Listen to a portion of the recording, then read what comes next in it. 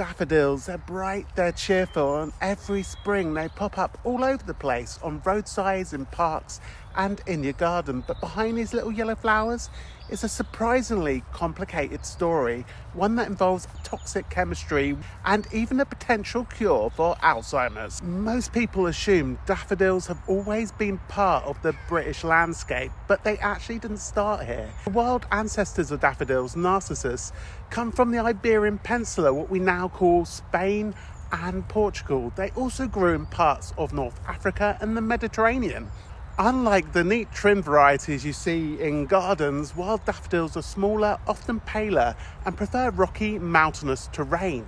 But how did they get from southern Europe to places like Britain and North America?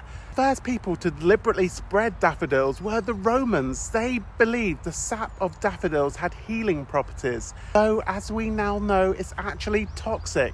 They planted daffodils across their empire, including in Britain, where some of the first daffodils were likely grown in Roman gardens. By the Middle Ages, daffodils had become a symbol of rebirth and new beginnings, which is why they were often planted in monasteries and churchyards. We do have some wild variety of daffodils, but it's thought they were brought into the country, like this daffodil that we all know and love. But it was in the 17th and 18th centuries that daffodils really took off. Dutch and England gardeners bred new varieties, making the daffodils we recognise today brighter, larger and hardier. And by the Victorian era, daffodils were everywhere. Fast forward to today, and daffodils grow all over the world, from New Zealand to the US to Japan. But despite being an international flower now, they all trace their origins back to the wild hills of Spain and Portugal. While daffodils look innocent, they're actually poisonous. Every single part of them contains a chemical called licaron. If you eat it, it can cause nausea, vomiting and stomach pain, which is why every year hospitals get cases of people accidentally poisoning themselves by mistaking daffodil bulbs for onions.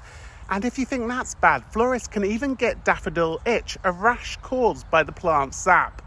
So why do they contain poison? Simple, defense. Daffodils don't want to be eaten, and evolution has given them a built-in security system.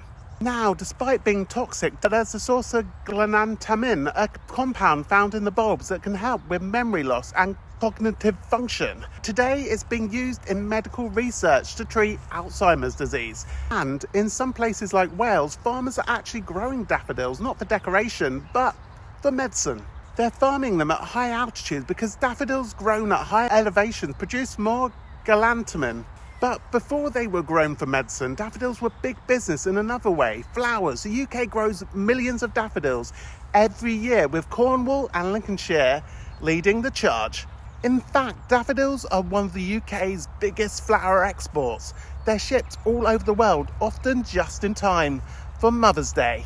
Daffodils aren't just a pretty flower, they're part of history, science, and even economy. But here's the thing, have you ever noticed that daffodils are everywhere?